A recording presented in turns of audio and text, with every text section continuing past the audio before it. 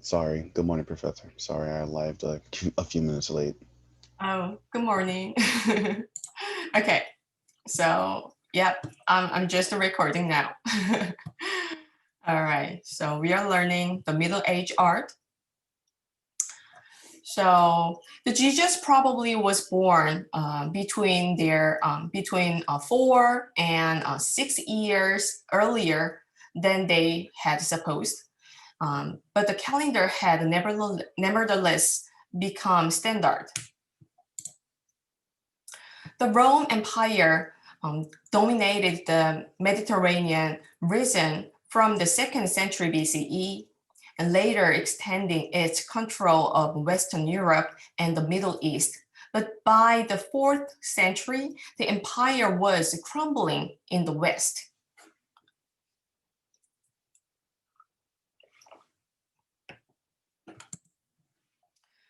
Christianity was one of the numerous religions in the late Roman Empire, but it quickly became one of the most popular and well organized.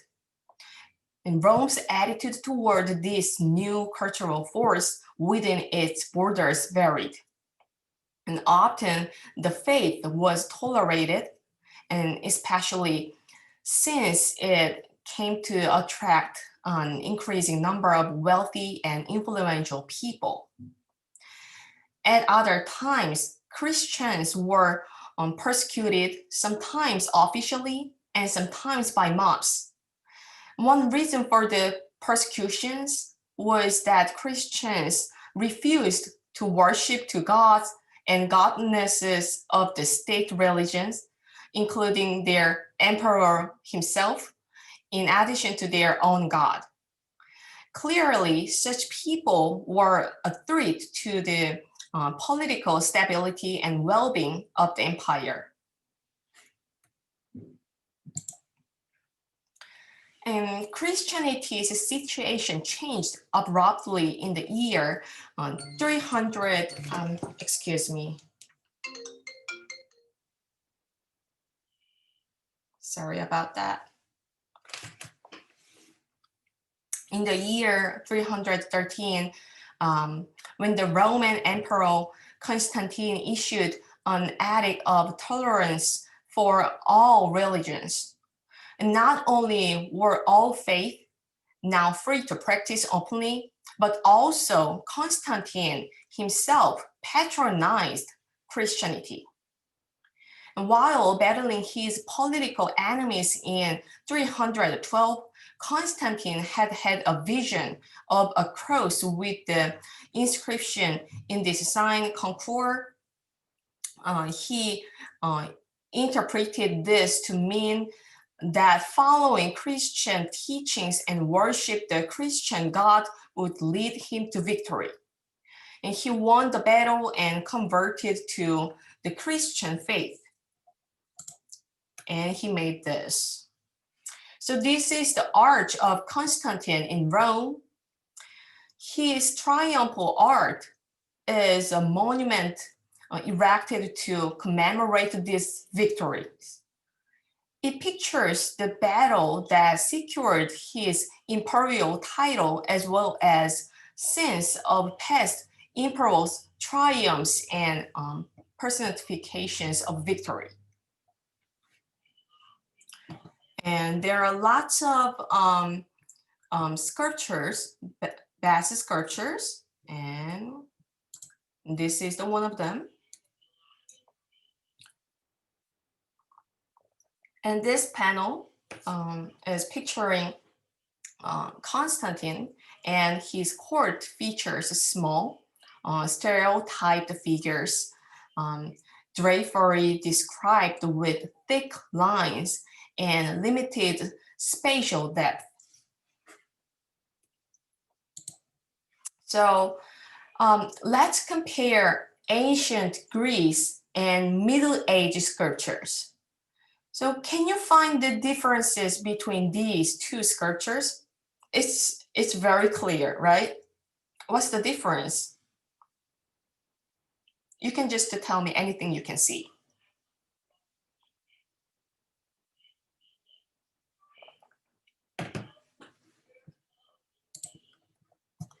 Wake up, everyone.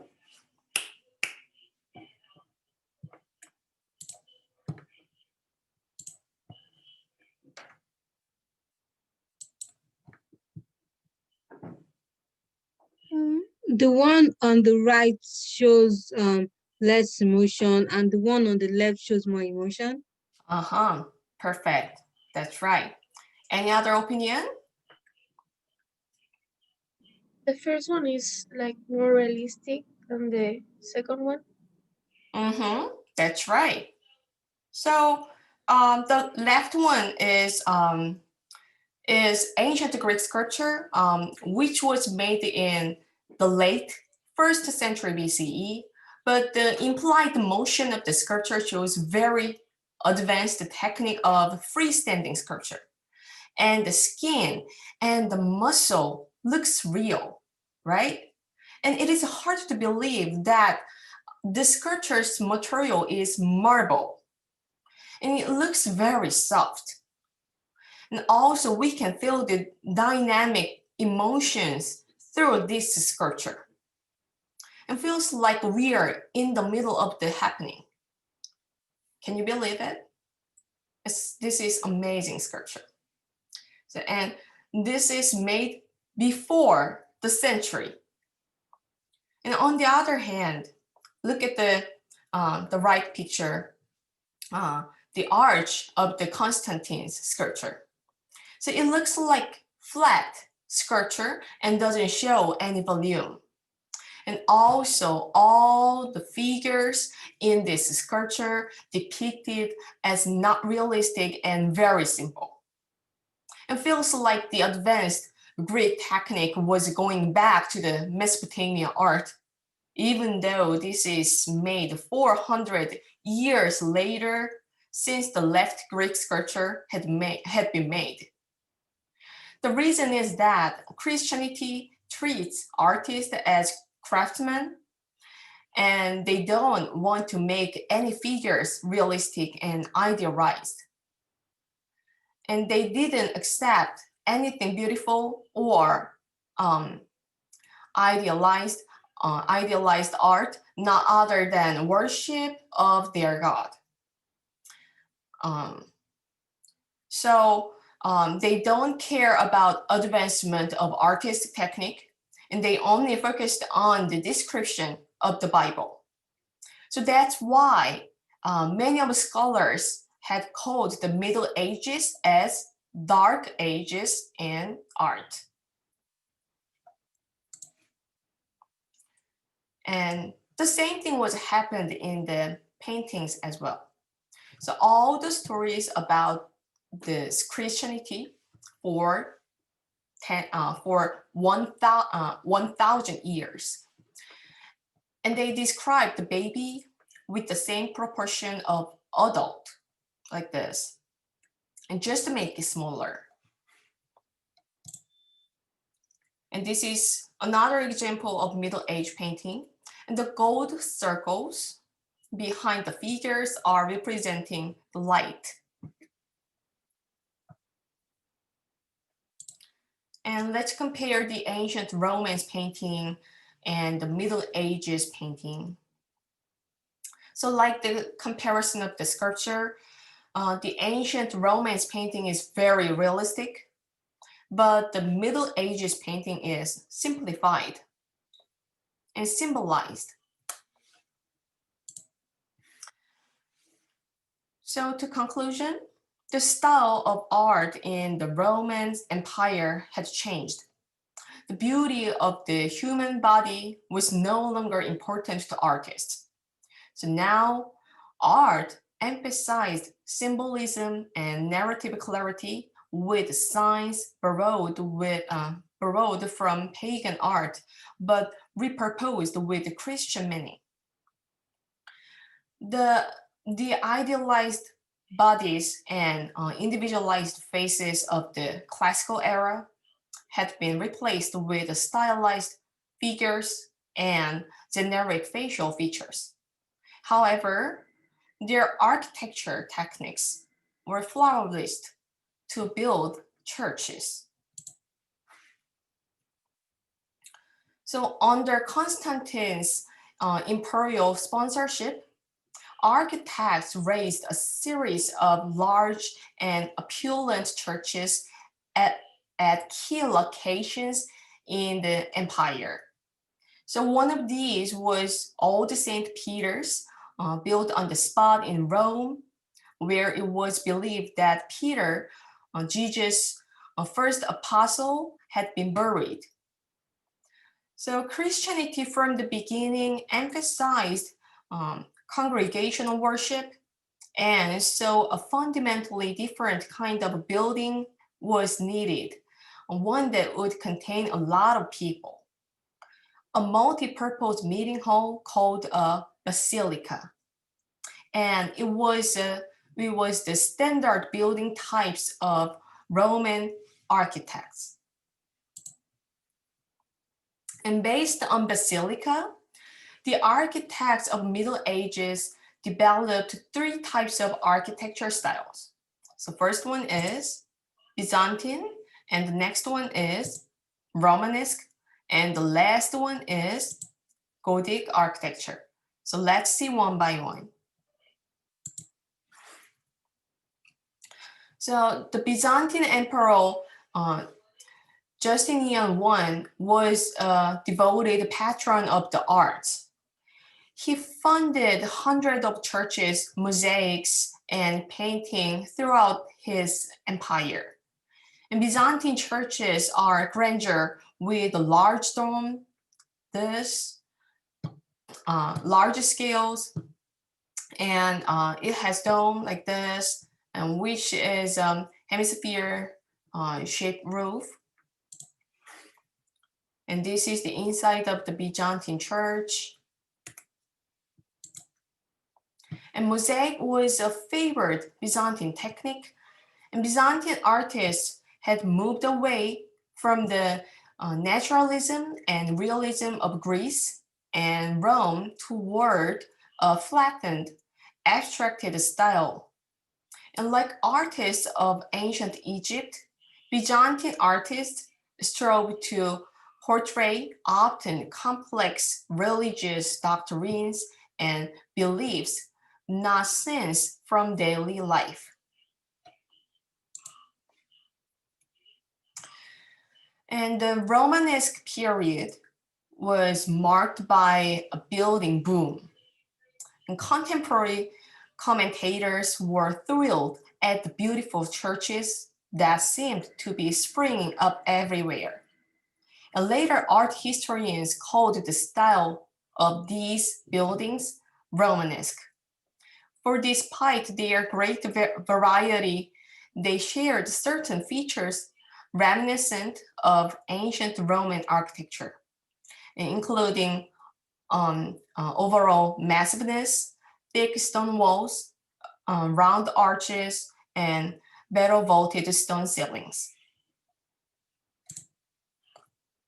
And it has beautiful single arch windows like this. And the last architectural style is Gothic. The Gothic style was started by a powerful French abbot named Sugar, who wanted to enlarge and remodel his church, the Abbey Church of Saint Denis near Paris. He came to believe that an ideal church should have certain characteristics. It should appear to reach up to heaven. It should have harmonious proportions, and it should be filled with light. To fulfill those goals, his architects responded with pointed arches, wreathed vaulting, and flying buttresses. It is ornate, linear, vertical elements that direct eye upward. And it has stained glass windows large. They seemed like translucent walls with beautiful and exotic colors. And also, sculptures of the Gothic style church were made very long, like the church's roof. So during the Middle Ages, architecture was flourished by building churches. These three styles are clearly different. Byzantine architecture style is grandeur and on large scale with dome and mosaic. And Romanesque architecture style is simple and modern with round arch windows. And lastly, Gothic architecture style is sophisticated and extravagant with pointed arches, pointed roofs, and stained glass windows. So that's it for this chapter. For better understanding the art of the Middle Age, I need you to read the e-textbook in the model room. And let's see today's discussion. So it's 8th week. Please go to week 8 and go to discussion 8.1. And here's today's discussion. The Middle Age was a time of strong religious belief.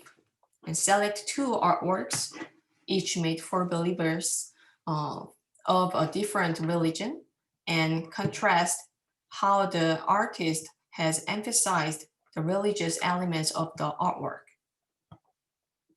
And discuss about the topic by tonight and reply to your peers by tomorrow. And